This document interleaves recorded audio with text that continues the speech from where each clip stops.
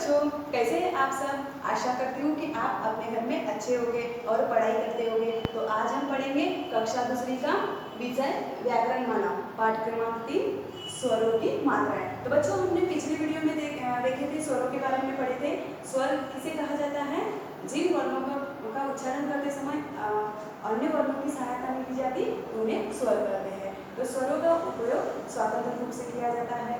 जब स्वरों को व्यंजनों के साथ में मिलाकर उपयोग करते हैं तो स्वरों का स्वरूप बदल जाता है। तो स्वरों का की मात्रा है इस प्रकार है, जैसे स्वर अ, मात्रा स्वरों की अ की कोई मात्रा नहीं होती।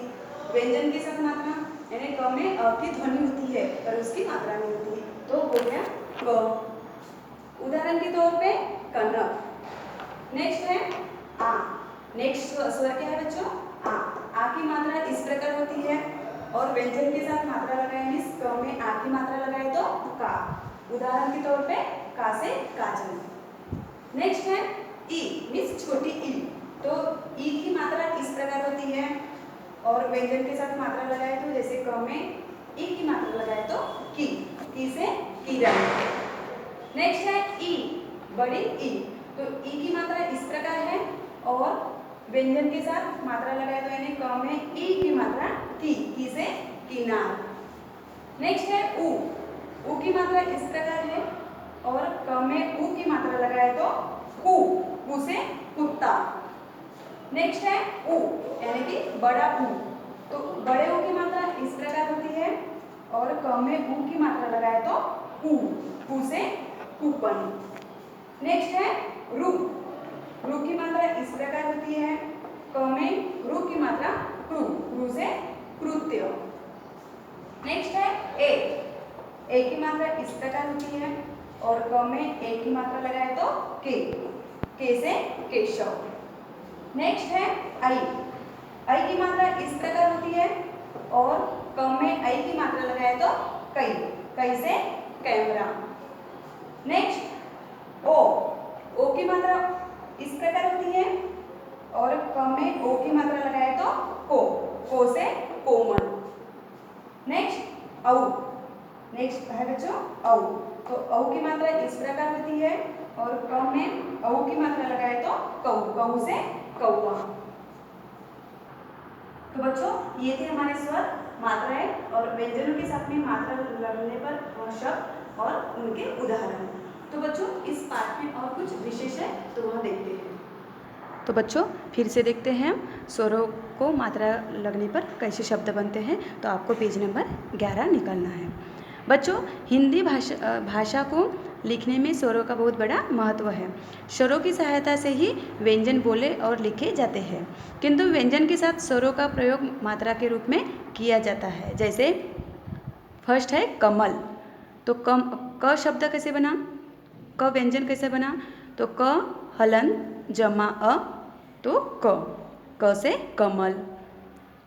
दूसरा है कालीन। तो देखो बच्चों, का व्यंजन कैसा बना?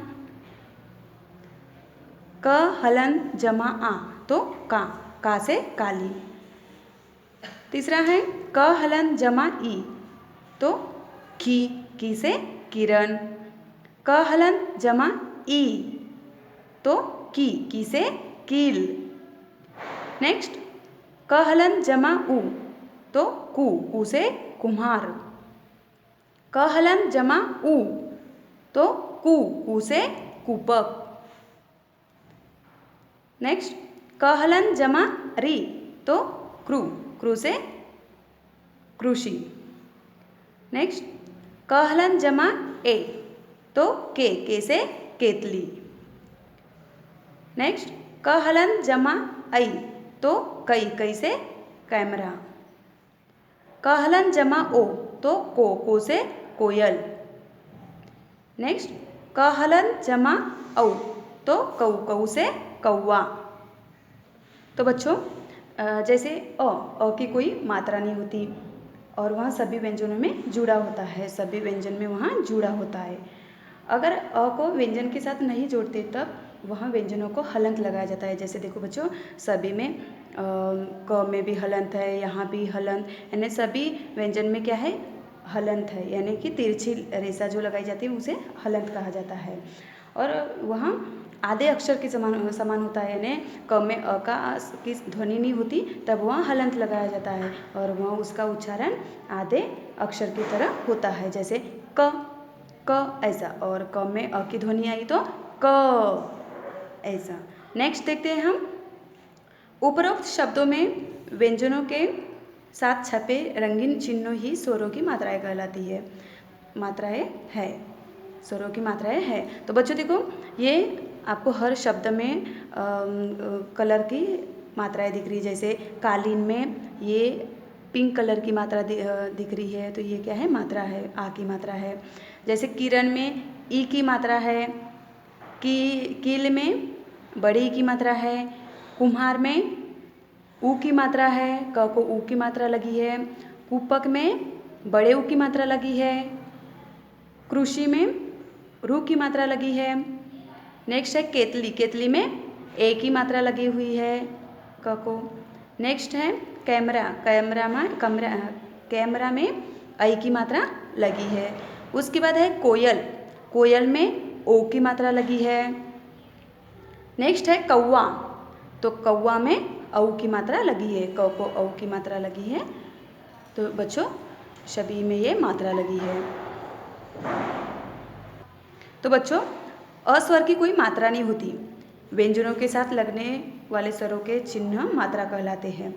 तो आपने तो देखा बच्चों, सभी ये चिन्ह दिए हुए हैं, उसी को क्या कहते हैं? मात्राएं कहते हैं। तो बच्चों आपको पेज नंबर 12 निकालना है। तो ये पाठ में कुछ विशेष है।